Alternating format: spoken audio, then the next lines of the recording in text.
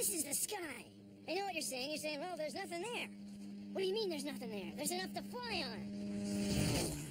Want to see it again? Things fly. Pretty cool, huh?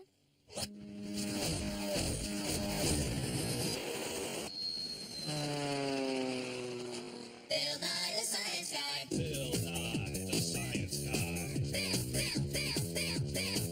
Nye the Science Guy. Science rules. Bill Nye the Science Guy. Inertia is a property of matter. Bill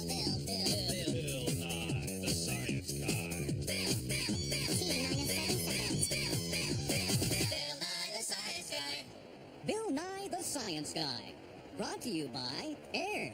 Without air, you ain't flying. Air pressure makes things fly. That's it.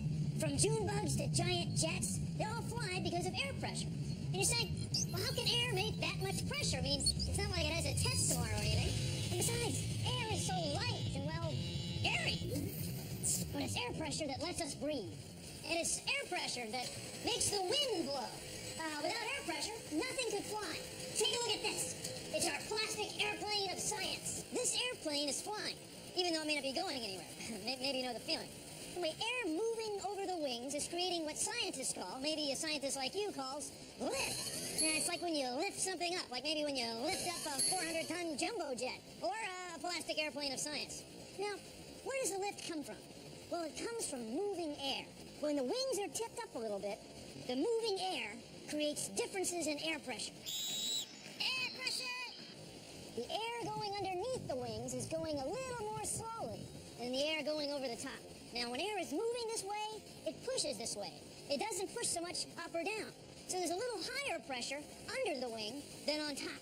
And that difference in air pressure creates lift. Now, this thing that happens with air, that when it's moving this way, it pushes this way and not so much sideways, is named after a Swiss guy named Bernoulli. So, we call it the Bernoulli effect. The Bernoulli effect. When the wing's curved on top, it doesn't need to be tipped up as much to get lift. It doesn't need as big of an angle of attack. Airplanes fly because their wings develop differences in air pressure when they're curved on top or given an angle of attack. So, airplanes are held up by something we can't see. Invisible air pressure. Huh? Not that bad, not that bad. When we throw the plastic airplane of science, differences in air pressure created on the wing develop lift. Huh? Lift is what makes flying discs fly. And kites. Check this out. Ordinary balloon. Now, some of the air we breathe, the air that's around us all the time, is now inside the balloon. I've used the power of my lungs to force molecules into the balloon. The more molecules in the balloon bouncing around, the greater the pressure. And that pressure causes the balloon to expand. Air pressure.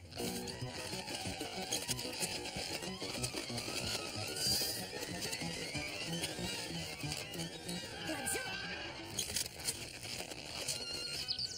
Daisies. This one? Well, we're gonna have to work on that. See, air pressure gives these balloons their shape. Without air pressure, we'd have something like this. Although watching balloons fly around, not that bad. Here's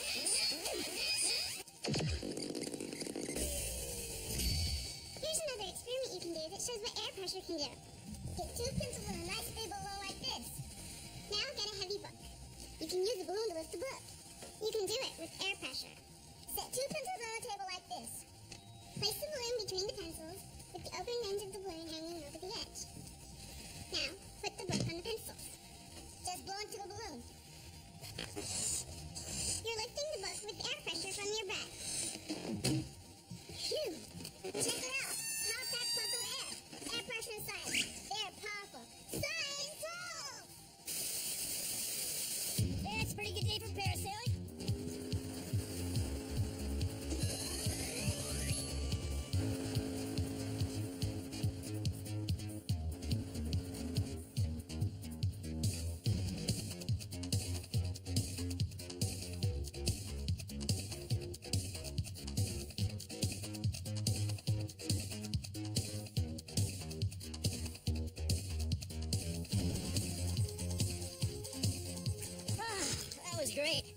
Anyway, here's the parachute.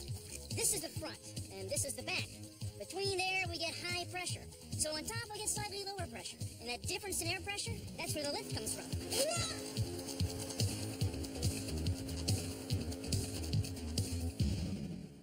That's a Boeing 727, a classic jetliner. It's full of people, kids, dogs, and choice of chicken or beef. It weighs almost 100 tons. 100 tons! That's a lot of tons to get off the ground. How do we do it? Differences in air pressure.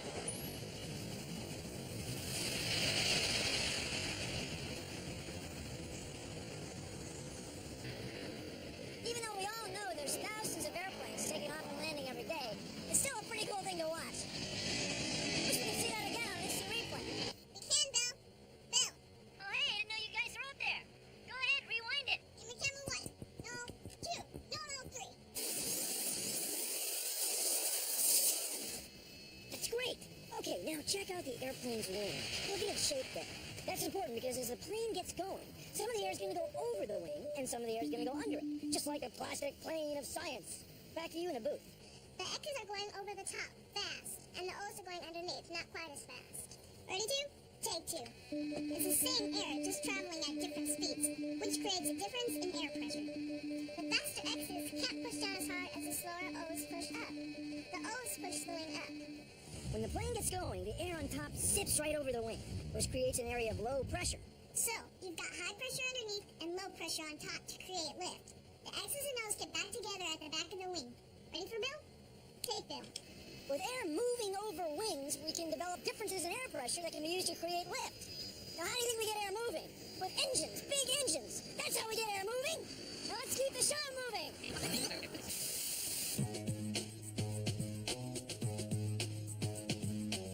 This is the simulator room, and the one we're going to fly in today is a 767-200, so we'll go ahead and walk on in. Hi, my name is Susanna Darcy, and I'm a test pilot for the Boeing Company, and I'm rated to fly as captain on the Boeing 737, the 57, the 67, and 747-400. And this is a simulator that's used for doing all the training for airline pilots and test pilots that are getting their ratings on the 767. Pulling back right here, and beautiful, we're flying.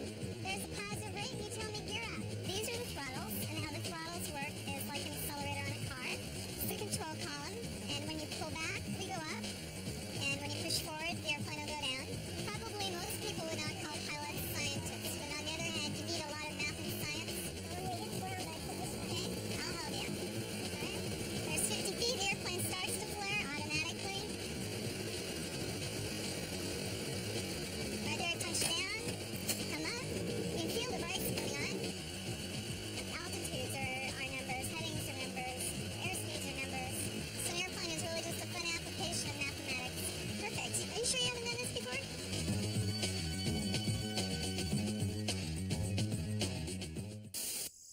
Consider the following. You, me, air, everything is made of molecules. Little pieces of stuff. And when things like air molecules get moving, they can exert pressure. Here, take a look at the molecule machine of science. See the little balls? They're moving like moving air molecules. And they exert a pressure on this paper disc, see? Now, what would happen if I moved the paper disc up real fast? Well, take a look. See, the molecules spread apart. They expand. They want to exert a pressure in the direction they're going, along the tube. They don't exert as much pressure this way or this way. And that's Bernoulli's principle. Yeah. It's the same pressure you feel when you're riding your bike. Excuse me, I'm going to generate a little wind here in the lab. See? You feel wind on your face. You feel pressure. You don't feel as much pressure on the back of your head. Now, this pressure is called dynamic pressure. The pressure of moving air. So the same thing happens on an airplane wing. Suppose we had an airplane wing like the plastic airplane wing of science. See, as air goes over it, the air going under the bottom exerts a little pressure on the bottom. But the air going over the top doesn't exert as much pressure this way, this way, this way, or this way. So we get lift. See, lift, it's all done with molecules. See ya! Here's an easy experiment you can try at home that shows you the difference between high and low air pressure. All you need is some string, tape, a straw, and 2 ping pong balls hung up like these. Take the straw and blow air between the balls. What do you think will happen? Okay, so you have your ping pong balls set up. What do you think's gonna happen now? You might think that the air going between the balls will push them apart. But when you try it, they get closer together. That's because the fast-moving air has lower sideways air pressure than slow-moving air. So the faster air going between the balls makes the pressure on them drop. Since the air on the outside of the balls has higher pressure, it moves the balls closer together. This is called the Bernoulli effect, named after the Swiss guy who discovered this principle of pressure. The Bernoulli effect is what makes birds, airplanes, and kites fly.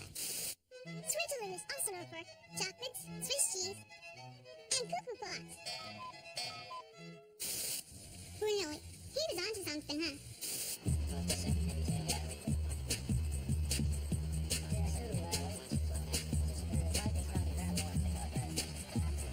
What I do for a living is I'm an air traffic control specialist. Northwest 7 Heavy runway 96 left, clear for takeoff. The airplanes have to talk to us at all times. From the time they push back off the gate until they landed and they're talking to an air traffic controller. Our job involves science every day. 120-010-1116. I decided to be an air traffic controller in the 6th grade, and I got fascinated in flight and just different scientific formulas. And then I found out that I had to know about clouds and precipitation, and science became my favorite subject in school. In fact, it was my best subject, science was. If you find out what you want to do at a young enough age, then you can strive for it when you get older, and anyone can achieve a goal if you strive for it and push for it hard enough. Wright brothers, first to fly an airplane with an engine. Charles Lindbergh, first person to fly alone across the Atlantic. Amelia Earhart, first woman to pilot a plane across the Atlantic. What do these three have in common? Famous flyers, true stories, this week on the Johnny Lift Show.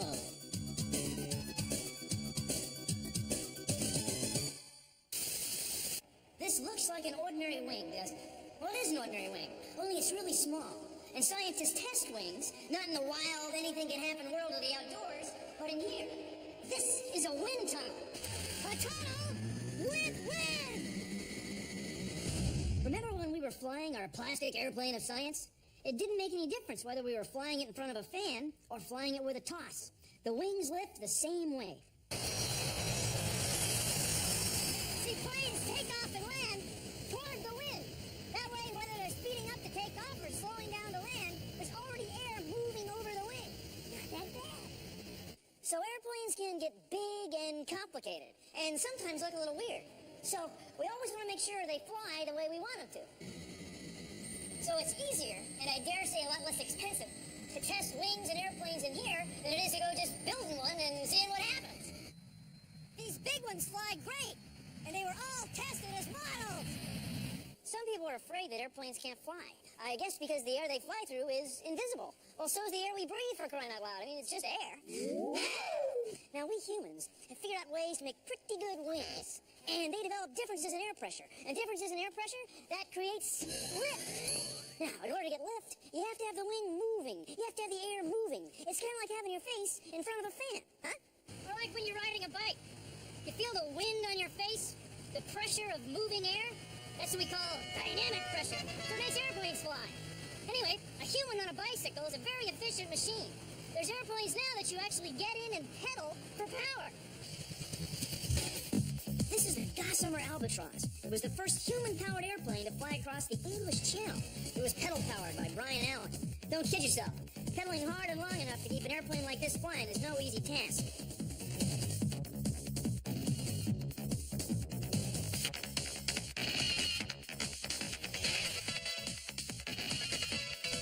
Pay attention. But wait, there's more. You also get a wing with an angle of attack. And lift. Isn't that amazing? And I have made $250,000 on this case. Look up for a line here, right? Did you see how that happened? Yeah. We got that one all done.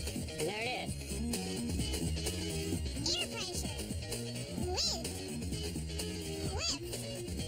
This is science. We got all of them up in the air that we made it. They're flying.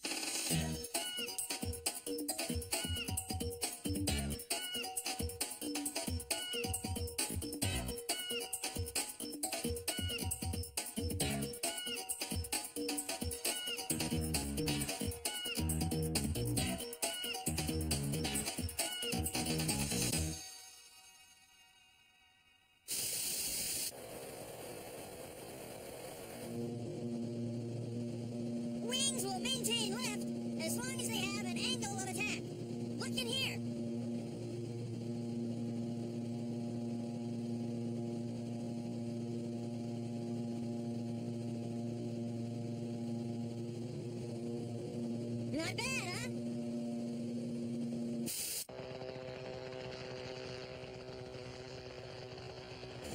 Helicopter rotors work just like airplane wings.